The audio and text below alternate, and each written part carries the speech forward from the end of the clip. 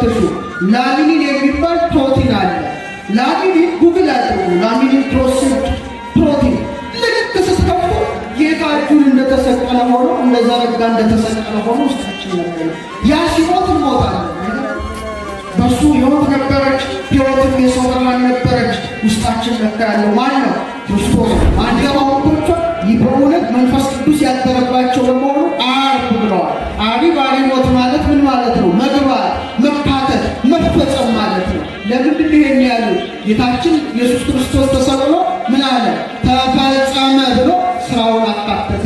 ክርስቶስን የማያውቁ ህዝቦች ግን ፍራይዴ ነው ያሉት። ፍራይዴ ማለት አርብ ማለት አይደለም። ፍሪጋ ማለት ጣዖት ነው። ፍሪጋ ዘጎደስ ኦፍ ቢዩቲ ኤንድ ሜሬጅ የፍቅርና የትዳር አምላክ ተብላ የተመለከች ጣዖት ነው። በጣም የሚገርመው በሀብል ቴሌስኮፕ ሲቀረብ ሲታይ መሰላችሁ። በሚገርማችሁ መልኩ ጌታችን እጁን ዘርግቶ የተሰቀለበት የመስቀሉ ቅርጽ ነው እና ሳይንቲስቶቹ በጣም ተደንቀው ምን አሉ? በእነሱ ቋንቋ ሀብል ሃይንድስ ሚስቲሪየስ ክሮስ ኦን ዘ ስካይ። በጣም ንጹህ የሚያስብለውን ነገር እንገራቸው። አሁን ዓለም የደረሰበትን ጫፍ ነው የምነግራቸው። መሳሪያ አምጥተው ይመለከቱታል። ደብል ስትራንድ ዲኤንኤ ይባላል። እንደዚህ ጥምዝ ነው። የያዕቆብን መሰላል ይመስላል። የነገሩ ምንድን ነው ሰው ላይ ይሄ ነገር 15:6 መዝሙር 118 ላይ 22 ሌባት ተከፈቱ። ዮድ 10ኛ ፊደል ነው። 5ኛው ፊደል ሄ ነው። 6ኛው ፊደል ዋው ነው። 5ኛው ፊደል ሄ ነው። ሲገጥሙት ያህዌ የሚለው የእግዚአብሔር ስም ቁጥር ነበር ውስጣችን። ጌታችን ቀራንዮ የተሰቀለው በስንት ዘመኑ ነው? 33 ዓመት ከ3 ወር የራስ ቅል ጎልጎታ ላይ መስቀሉ ተተከለ። ስጋውን ቆረሰ፣ ደሙን አፈሰሰ። ይህ ምስጢር እኮ እያንዳንዳችን ላይ አስቀምጦታል። አሁን ያንን ቆፍረን እናውጣ። እንደዚህ ስንት የጀርባ አጥንት ሰጥቶናል እግዚአብሔር ሲፈጥር 33። እስቲ በሉ ሳይንቲፊካሊ ፕሩፍ የሆነ ነው የምነግራቸው። እድሜውናችሁ ቆፍናል። ይሄ ምንድን ነው? ጎልጎታ ነው። መስቀሉ ሁሌ ተተክሎ በመቀጠል እግዚአብሔር በፈቀደ ለተወሰኑ ደቂቃዎች መምህር መጋቢ አዲስ ዶክተር ሮዳስ ትምህርተ ወንጌል ይሰጣሉ። ወደ እሳቸው ወስዳቸዋለሁ።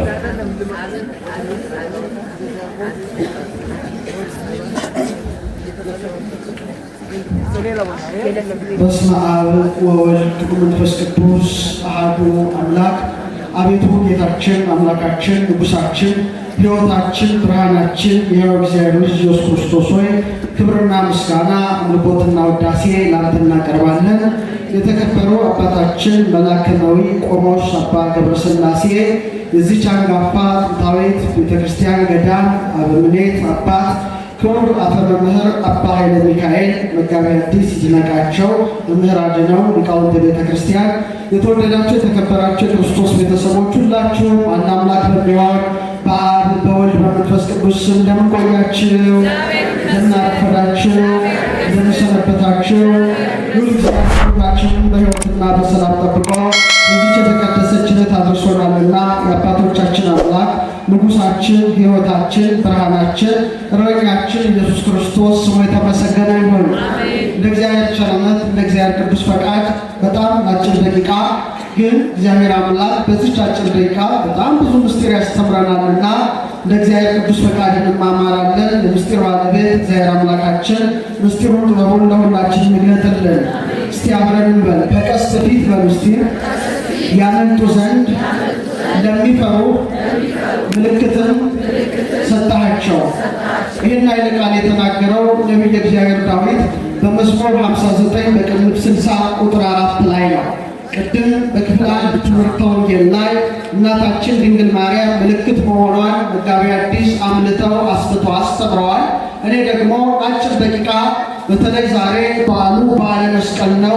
ንግሥት እሌኒ ቁፋሮ ያስጀመረችበት ዕጣንም ቅዱስ መስቀሉ ያለበት ተተክሎ ያመለከተበት በመሆኑ ስለ ቅዱስ መስቀሉ ምልክትነት ይልቁኑ እግዚአብሔር ከጽርሐ አርያም እስከ በርባሮስ ድረስ እኛም ተፈጥሮም ላይ እንዴት መስቀሉን እንዳተመው ምልክቱን እንዳስቀመጠው ይሆናል። የምስጢር ባለቤት እግዚአብሔር አምላካችን ምስጢሩን ለሁላችን ይግለጥልን።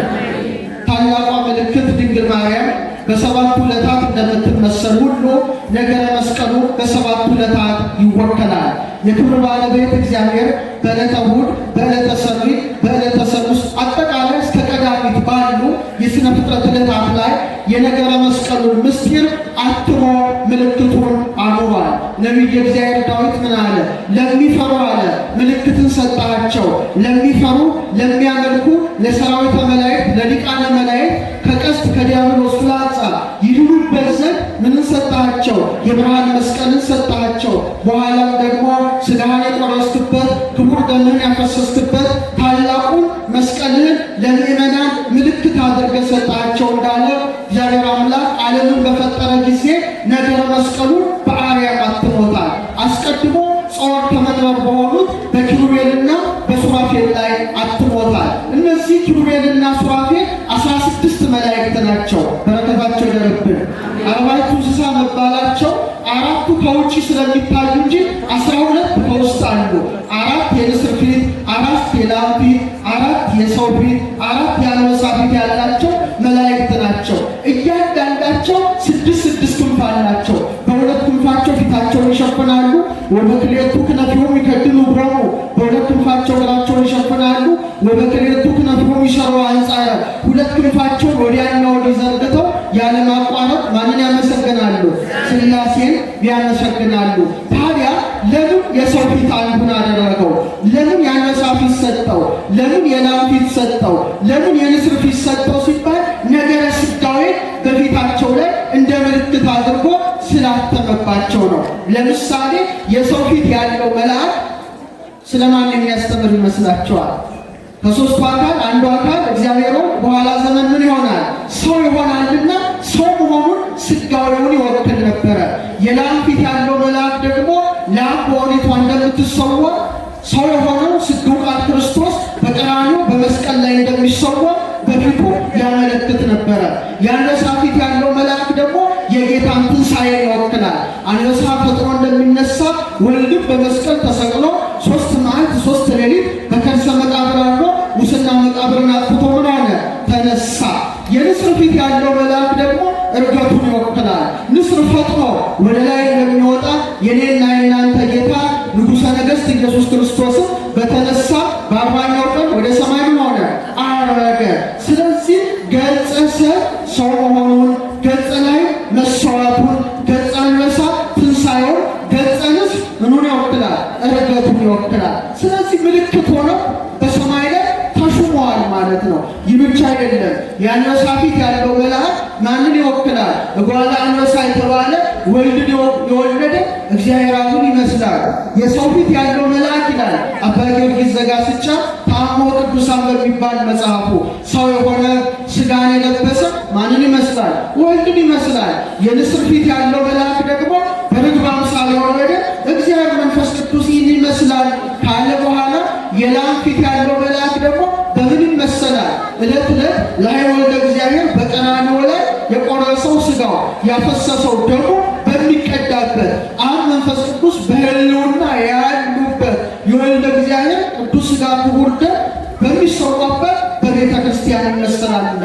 ስለዚህ ሁለት ክንፋቸውን ወደ ላይ፣ ሁለት ክንፋቸውን ወደ ታች፣ ሁለት ክንፋቸውን ወዲያና ወዲህ ዘርግተው ሲታዩ ምን ይሰራሉ? እስቲ ንገሩ፣ ምን ይሰራሉ? ትምህርተ መስቀል ይሰራሉ። ስለዚህ ጸወርተ መንበር ኪሩቤልና ሱራፌል ላይ ምልክቱ መስቀልን አስቀድሞ ሾሞባቸዋል። ይህ ብቻ ይምሰላቸው ኦርቶዶክሳውያን።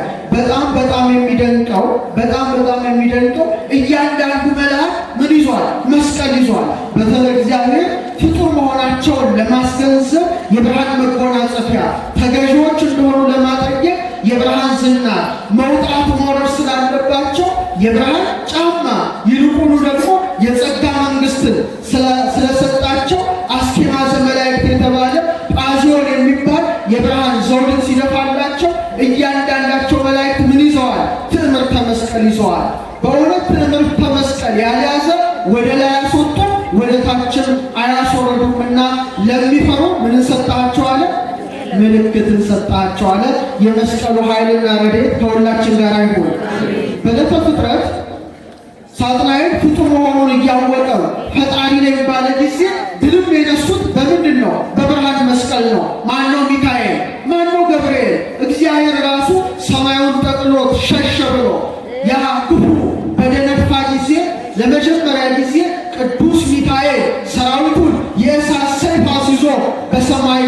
ፍልሚያ ጀመረ። 10 ነገድ ኪሩቤል 10 ነገድ ሱራፌል ፍልሚያውን ተቀላቀሉ። ራማ ድምፅ ተሰማ። ገብርኤል ተነሳ፣ ነገደ አርባብን የሚመራ ሩፋኤል ተነሳ፣ መናብርትን የሚመራ ስልጣናትን የሚመራ ሱሪያል ተነሳ። ኤረር ላይ ድምፅ ተሰማ። ሰዳኬል ከሰራዊቱ ጋር፣ ሰላቴል ከሰራዊቱ ጋር፣ አናኔል ከሰራዊቱ ጋር ጥንተ ጠላት ዲያብሎስን ቢፋለሙ ድል ነሳቸው። መጨረሻ ላይ ወደ እግዚአብሔር ቢያመለክቱ ቅዱስ ሚካኤል እጅ ላይ አካ የሚለው ስመ አምላክ ቀርጾ የብርሃንን መስቀል በሰጣቸው ጊዜ ጥንተ ጠላት ሰይጣን ወደቀ። ደስ ይበላችሁ፣ ወደቀ። በኋላ ጭራሽ በክርስቶስ መስቀል እስከ ወዲያኛው ተደመሰሰ። ድል ተነሳና ነገረ መስቀሉ በዕለተ እሑድ አስቀምጦታል። በዕለተ ሰኑይ ደግሞ ነገረ መስቀሉ አለ። በዕለተ ሰኑይ ከዚህ እስከ ብሩህ ሰማይ መልቶ የነበረውን ውሃ እግዚአብሔር ለሶስት ከፈለ። ለስንት ከፈለ? ለሶስት ከፈለ። ያን ጊዜ መሬት ከውሃ ስትለይ የመሬትን እንብርት የመሬትን ማዕከል ያደረጋት ቀራንዮ ነበረች። አክሊላ ወንብርታ ለምድር ይላታል ኤጲፋንዮስ። የምድር አክሊል፣ የምድር ጉልላት፣ የምድር እንብርት፣ የምድር ሴንተርን መስቀሉ ቢተከልባት ላይ አደረገ። ለዚህ ነው ዳዊት እግዚአብሔር ንጉሥ ውእቱ ቅድመ ዓለም፣ እግዚአብሔርስ እግዚአብሔር ግን አለ ከዓለም አስቀድሞ ምንድን ነው? ንጉሥ ነው ካለ በኋላ ወገብረ መድኃኒተ በማእከለ ምድር፣ በምድር መካከል ምንን አደረገ? መድኃኒትን አደረገ። መስቀሉን ተከለ፣ ሥጋውን ቆረሰ፣ ደሙን አፈሰሰ፣ መርገመ ሥጋ መርገመ ነፍስን ሻረ። ነገር ግን ዓለምን በፈጠረ ጊዜ የምድር እምብርት የምድር ጉልላት አድርጎ በዕለተ ሰኑይ ያስቀመጣት ምንን ነው? ቀራንዮን ነበረ። ከቃሉ ጋር ናችሁ? ከሁላችን ጋር አይሆን። ወደ ዕለተ ሰሉስ ባጭሩ እንምጣ። በሦስተኛው ቀን እግዚአብሔር ምንን ፈጠረው? አዝሬትን፣ አትክልትን፣ እጽዋትን፣ እጽዋ ገነትን በቃሉ ፈጠረ። ታዲያ የሚገርማችሁ የምድርን አበቦች ተመልከቱ። ግማሹ ፍሬው ላይ፣ ግማሹ አበባው ላይ፣ ግማሹ ግንዱ ላይ፣ ግማሹ ቅርንጫፉ ላይ ምን አትሞበታል? ትዕምርተ መስቀል አትሞበታል። በጣም ይገርማል። ዛሬ ብዙ አበባዎች አሉ። እነዚህ አበባዎች ወደ 400,000 ይጠጋሉ። እግዚአብሔር የፈጠራቸው የአበቦች ዝርያዎች ፍላወሪንግ ፕላንትስ የሚባሉ ስፒሺዎቹ ብቻ 400,000 ይጠጋሉ። እና አንዳንዱ ፎር ፔታል ክሮስ ሼፕ ፍላወርስ ይባላሉ። ስትመለከቷቸው ምን ይሰራሉ? መስቀል ይሰራሉ። በጣም የሚገርመው ብዙ የፍራፍሬ አይነቶች ስትቆርጧቸው እንደነ ክሌመንታይን፣ እንደነ መንደሪን፣ እንደነ ሮማን የመሳሰሉ ስትቆርጧቸው ፍሬያቸው ላይ ምን አለ? ትዕምርተ መስቀል ይሰራል። እናንተ እንኳን ቤታችሁ ሄዳችሁ ቼክ ማድረግ ብትችሉ ቲማቲም እናቶቻችን ማዕድ ቤት ገብታችሁ እስቲ ቲማቲምን ለሁለት ሰንጥቁት፣ ምን ቅርጽ ይሰራል? ትዕምርተ መስቀል ይሰራል። ዝም ብላችሁ ልጉዳችሁ ተመልከቱ። ቃሪያው ብትቆርጡት ትዕምርተ መስቀል ይሰራል። ኪዊ የሚባሉ በጣም ብዙ አይነት ነገሮች አሉ። በተለይ ደግሞ መጋቢትና ሚያዝያ የሚበቅል ፓይን ኮንትሪስ የሚባል አለ። ልክ የጌታ ስቅለት መጋቢት አካባቢ በተለይ በአውሮፓ ይበቅላል። እንዳለ ስትመለከቱት ቅርጹ ምን ይሰራል? ትዕምርተ መስቀል ይሰራል። እና ግማሹ በስሩ ላይ፣ ግማሹ በፍራፍሬው ላይ፣ ግማሹ በቅርንጫፉ ላይ ጌታችን ባወቀ ምን አትሞበታል? ትዕምርተ መስቀል ቅርጽ ሰርተዋል ማለት ነው የዕለተ ሰሉስ ፍጥረታት። በዕለተ ሰሉስ ብቻ አይደለም እግዚአብሔር ያደረገው። በገነት መካከል ምንን ተከለ ይላል? የሕይወት ዛፍን። እስቲ የሕይወት ዛፍ በሉ። ዘፍጥረት 2:9 ላይ በገነት መካከል ሴንተሯ ላይ ማዕከሏ ላይ የሕይወትን ዛፍ ተከለ። ለምንድን ነው የተከለው? በገነት መካከል እንደተከለ በተመሳሳይ መልኩ በምድር መካከል ላይ የሕይወት ዛፍ መስቀል ይተከላል። በላዩም ላይ ማን ይሰቀላል? የሕይወት ሁሉ ባለቤት ርዕሰ ሕይወት ኢየሱስ ክርስቶስ ይሰቀላል። ክብር ምስጋና ለስሙ ይሁን። የሕይወት ዛፍ በመካከል ሲተከል 4 ወንዞች ደግሞ ትዕምርተ መስቀል ይሰራሉ። ኤፌሶን፣ ግዮን፣ ጤግሮስ፣ ኤፍራጥስ የሚባሉ የወተት ወንዝ፣ የወይን ወንዝ፣ የማር ወንዝ ይፈሳሉ። ሲሰሩ ቅርጻቸው ምንድን ነው? ትዕምርተ መስቀል ነው። ታዲያ አባ ጊዮርጊስ ዘጋስጫ ምን ይላል? መኑ ውእቱ ፈለገ ሐሊብ፣ የወተት ወንዝ ማን ነው? ራሱ ኢየሱስ ክርስቶስ ነው። የማር ወንዝ ማን ነው? ራሱ ኢየሱስ ክርስቶስ ነው። የወይን ወንዝ ማን ነው? ራሱ ኢየሱስ ክርስቶስ ነው። የዘይት ወንዝ ማን ነው? ራሱ ኢየሱስ ክርስቶስ ነው። የሕይወት ዛፍ ማን ነው? መስቀሉ ነው። ሕይወት ማን ነው? ራሱ ክርስቶስ ነው። እንደ ማር ወንዝ ብሉይ ኪዳንን በነቢያት አድሮ ሰራ። እንደ ወተት ወንዝ ወንጌልን ሰው ሆኖ ሰራ። እንደ ወይን ወንዝ ወይነ ደሙ ከጎኑ ተቀዳ። እንደ ዘይት ወንዝ ደግሞ ልጅነትን ሰጠን። ክብር ምስጋና ለእሱ ይሁን። አዳም በዕፀ በለስ ምክንያት ሲባረክ በዕፀ ሕይወት በመስቀል ምክንያት ወዴት ተመለሰ? ወደ ገነት ተመለሰ። ይሄ የሶስተኛው የሥነ ፍጥረት ዕለት ነው። አራተኛው ረቡዕ እስቲ በሉ ይገሙ። አራተኛው ዕለት እግዚአብሔር ፀሐይን፣ ጨረቃን፣ ከዋክብትን ፈጠረ። አቤት ፀሐይ ላይ ያለው ምስጢር! አቤት ጨረቃ ላይ ያለው ምስጢር! አቤት ከዋክብት ላይ! ሰማያት ይነግራ ስብሐተ እግዚአብሔር። ሰማያት የማንን ክብር ይናገራሉ? የእግዚአብሔርን። ይልቁኑ ደግሞ ነገረ መስቀሉን ይሰብካሉ። እስቲ ባጭሩ ትንሽ ነገር እንገራችሁ። ቆስጠንጢኖስ መክስሚያኖስን ድል ከመንሳቱ አስቀድሞ ምንድን ነው የተመለከተው? በጸፍጸፈ ሰማይ ላይ ኒኩስጣጣኑ የሚል በኮከብ ላይ ተቀርጾ ነው ያየው። ያንን በጋሻው ላይ አስቀርጾ ሲዋጋ ጠላቱ መክስሚያኖስን የመስቀልን ተቃዋሚዎች ምን አደረገ? ድል ነሳ። እና ዝም ብለን ስንመለከት፣ ቀና ብለን ስንመለከት ነገረ መስቀሉ ሰማይ ላይ ማየት የተለመደ ነው። ለምሳሌ ፀሐይ ጌታ በተሰቀለ ጊዜ አልጨለመችም? ንገሩን እንጂ። ጨረቃስ ደም አልሆነም? ከዋክብት እስከ ብርሃናቸው አልተራቆቱም? ይህንን ያደረጉት መቼ ነው? በዕለተ ዓርብ ነው። ይልቁኑ ደግሞ በሳይንሱ ዓለም እኔ አሁን ባለሁበት የምርምር ዘርፍ ዊርፑል ጋላክሲ ይባላል። እግዚአብሔር የፈጠራቸው በጣም ስፍር ቁጥር የሌላቸው በባይናኩላር በአርቆ በሚያሳይ ነገር ይታያል እና ወደ 23 ሚሊዮን የብርሃን ዓመት ርቀት ያለው ነው። በጣም የሚገርመው በሀብል ቴሌስኮፕ ሲቀረብ ሲታይ ምን ይሰራል መሰላችሁ? በሚገርማችሁ መልኩ ጌታችን እጁን ዘርግቶ የተሰቀለበት የመስቀሉ ቅርጽ ነው እና ሳይንቲስቶቹ በጣም ተደንቀው ምን አሉ? በእነሱ ቋንቋ ሀብል ሃይንድስ ሚስቲሪየስ ቶስ ኦን ዘ ስካይ። ይህ ቴሌስኮፓችን በጣም ምስጢራዊ የሆነ መስቀልን ሰማይ ላይ አገኘ። ዛሬ እኛም በመሳሪያ ስንመለከተው ራሱ ክርስቶስ የተሰቀለበት ነው መስሎት ነው። ሌላው ደግሞ በደቡብ አቅጣጫ አሁን ከህዳር ከታህሳስ በኋላ ፊታችሁን መለስ አድርጋችሁ ብትመለከቱ በደቡብ አቅጣጫ ደቡባዊ መስቀል አለ ተዘርግቶ ይታያል በሰማይ ላይ። ስለዚህ በከዋክብትም ላይ ብትመለከቱ፣ በፀሐይ ሰሌዳ ላይ ብትመለከቱ፣ ጨረሮቹን ሁሉ ብትመለከቱ ቅርጻቸው ምንድን ነው? መስቀል ነው የሚሰራው። በቃሉ ጋር ናቸው። በያታዊ ዜማንን ያስተማረች ምንድን ናት? ፀሐይ ናት። ስለዚህ እግዚአብሔር በፀሐይ በጨረቃ በከዋክብት ላይ የመስቀልን ምልክት አኑሯል። ወደ ሐሙስ እንሻገር። በዕለተ ሐሙስ እግዚአብሔር የባህር ፍጥረታትን ፈጠረ። በልብ የሚሳቡ በእግር የሚሽከረከሩ በክንፍ የሚበሩ በደመ ነፍስ ሕይወት የዋሉ ጸንተው የሚኖሩ ስፍር ቁጥር የሌላቸው የባህር ፍጥረታትን ማን ፈጠረ? እግዚአብሔር ፈጠረ። ታዲያ የሚገርማችሁ እስካሁን ከ33,000 በላይ የአሳ ዝርያዎች አሉ እና የባህር ፍጥረታትን ሲፈጥር ምን ሰጥቷቸዋል? ክንፍ። እስቲ በሉ ምን ሰጥቷቸዋል? እና ክንፋቸውን ሲዘረጉ ምን ይሰራሉ? ትምህርተ መስቀል ይሰራሉ። ተንቀሳቃሾቹ በሰማይ የሚከንፉትን ክንፋቸውን ዘርግተው አዕዋፉ ሲታዩ ምን ይሰራሉ? ትምህርተ መስቀል ይሰራሉ። በጣም እኮ ነው የሚገርመው። ድሮ በሐዋርያት ዘመን መስቀል ይዞ የተገኘ ያው ቄሳሮች ይገሉታል። ስለዚህ ምን ያደርጉ ነበረ?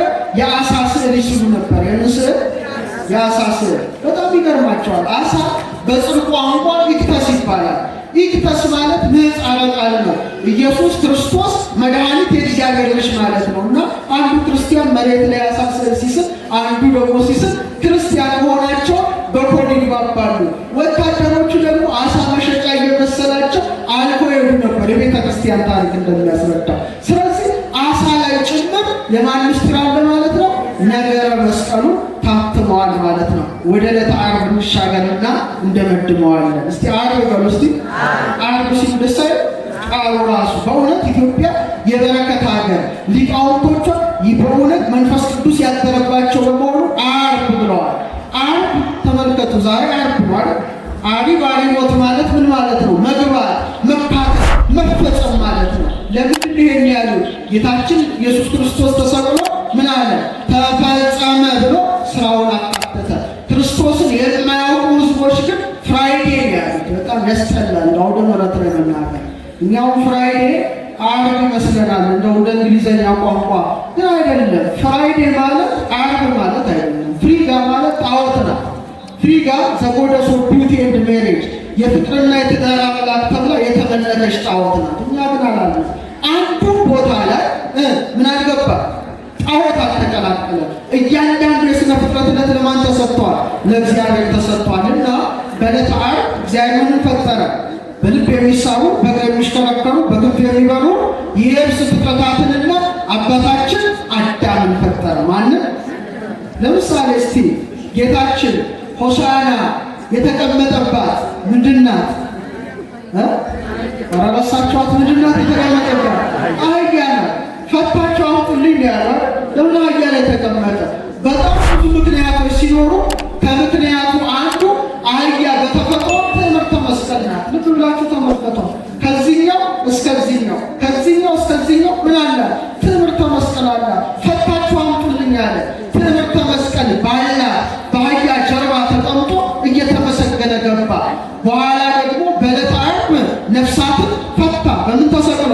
በዕፀ መስቀል ተሰቅሎ። ይልቁኑ የፍጥረት ጉልላት አድርጎ የፈጠረው የሰው ልጅ እጁን ሲዘረጋ ምንድን ነው?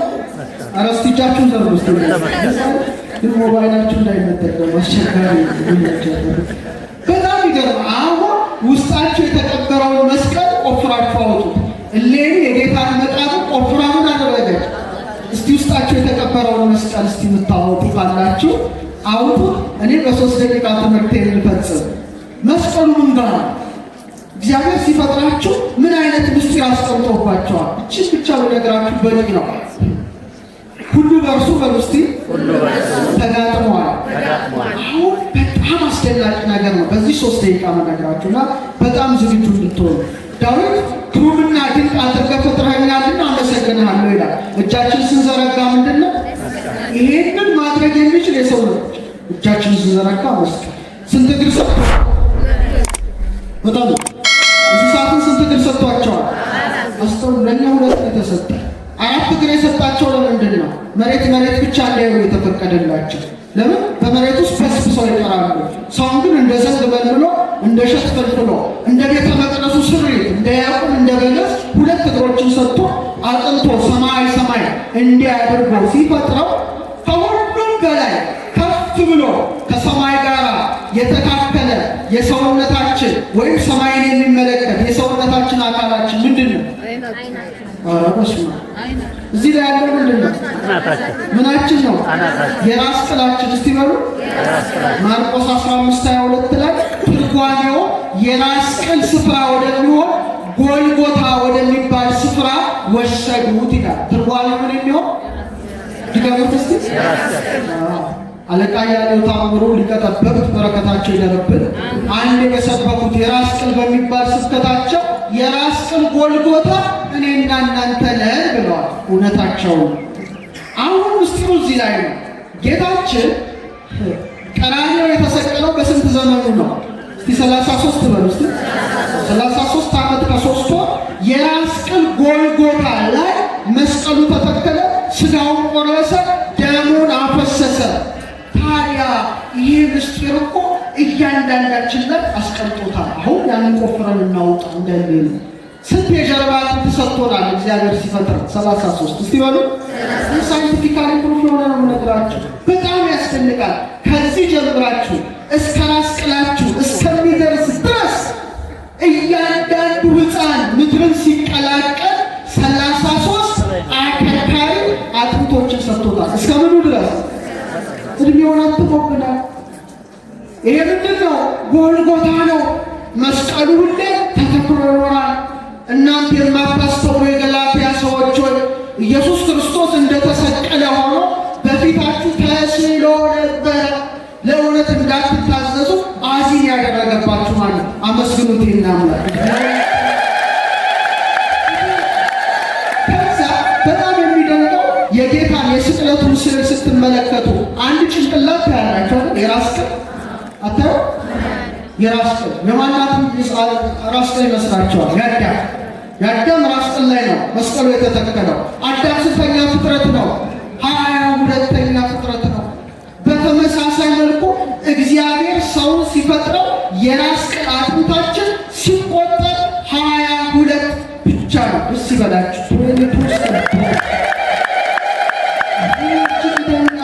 እጅግ ይደንቃልና አሁን ዘመኑ ረቀቀና የሰው ልጅ ጭንቅላት ተከፈተ።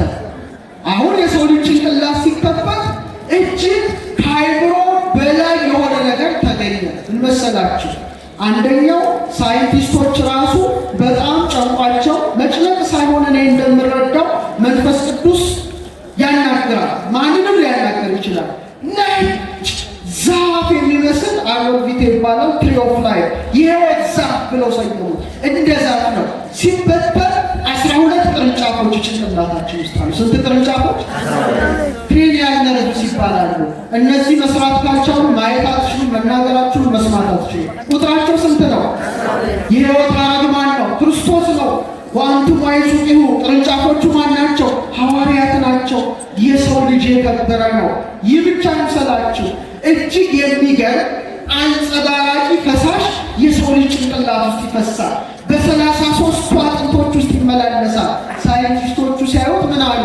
እኛ ሌላ ነገር አንሰይምም፣ ክራይስት ኦይል የክርስቶስ ዘይት ነው አሉ። በጣም ሳይንቲፊክ ስሙ ራሱ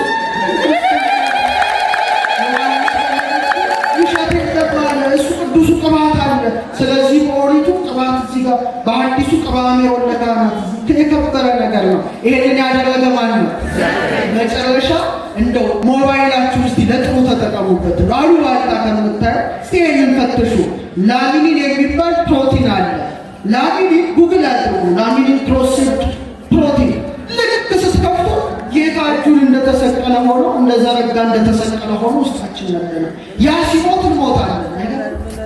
በሱ ሕይወት ነበረች። ሕይወትም የሰው ብርሃን ነበረች። ውስጣችን ነካ ያለው ማን ነው? ክርስቶስ ነው። ማን ነው?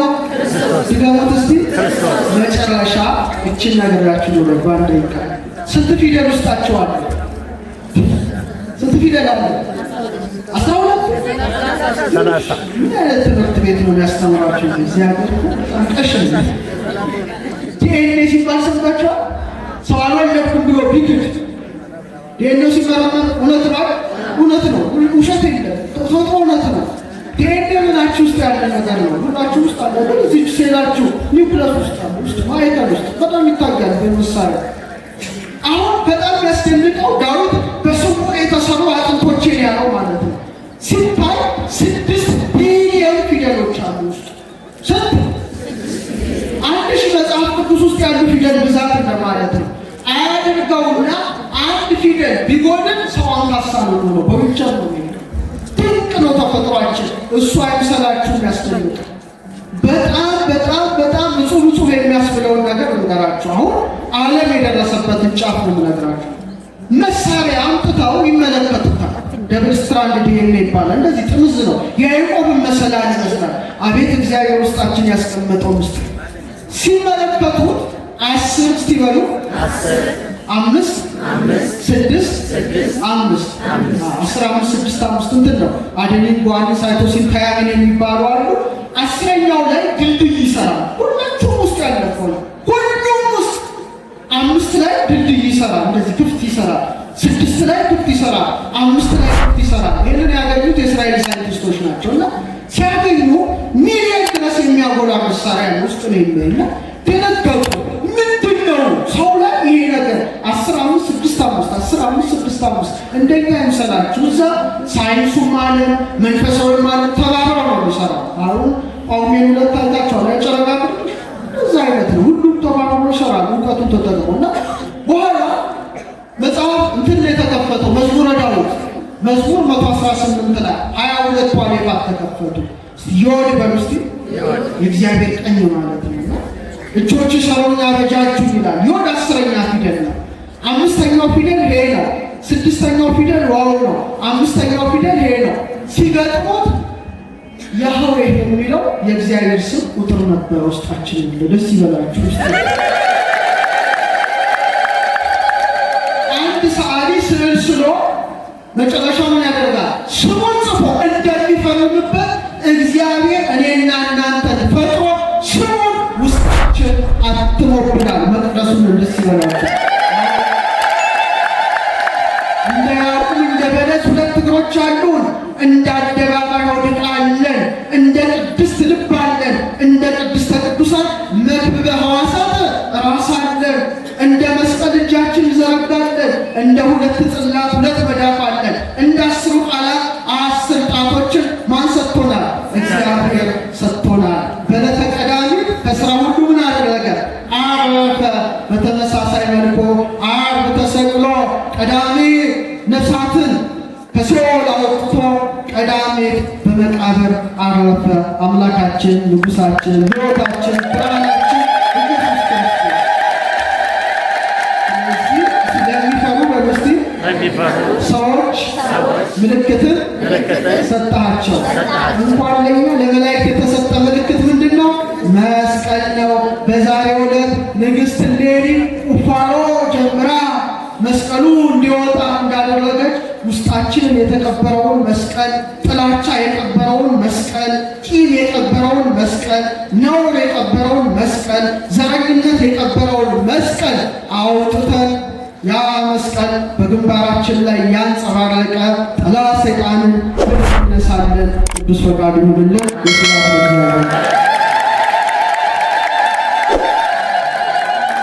በጣም እናመሰግናለን። እንግዲህ አሉ ከምንላቸው ከቤተ ክርስቲያን ልጆች መጋቢ ሐዲስ ዶክተር መምህር ሮዳስ ናቸው። ሁላችንም ያው በሚዲያ እናውቃቸዋለን። በመንፈሳዊውም በዓለማዊው እውነት ለመናገር ገና ልጅ ናቸው። የትርጓሜ መምህር ናቸው። ቅዳሴ ማርያሙን ሲተረጉሙ ከእሳቸው አንደበት የወጣ አይመስልም። ገና ልጅ ናቸው። በእውነት እጅግ የምንሳሳላቸው ነው። እሳቸው ተጋብዘው አይደለም የመጡት፣ አይቀሩም ብዙ ቦታ በወር ብቻ ሳይሆን በዘወትር ይመጣሉ። አሁን ለመሳለም ነው የመጡት። ቀስ ብሎ ሲመጡ ይንጡ ብለን እኛን እናመጣናቸው እንጂ ተጋብዘው አይደለም። ሁለተኛ ክፍል መምህር አይደለም ተጋባዥ። ስለዚህ በጣም እናመሰግናለን። ከዚህ የበለጠ እድሜና ጤና ሰጥቶ ቤተክርስቲያን እንዲያገለግሉ እኒህ ወጣት የቤተክርስቲያን ልጆችን እንዲያበዛልን ሲድምቅ አድርጋችሁ አመስግኑ።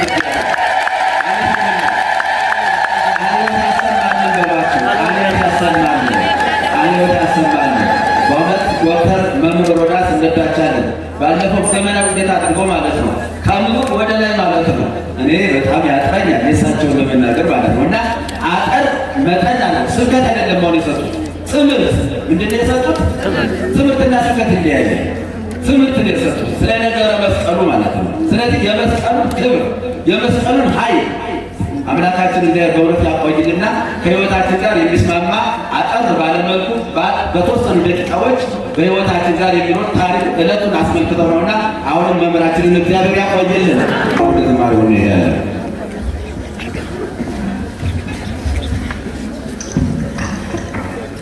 ቆያችሁ እንደው እግዚአብሔር አምላካችን የተመሰገነ ይሁን።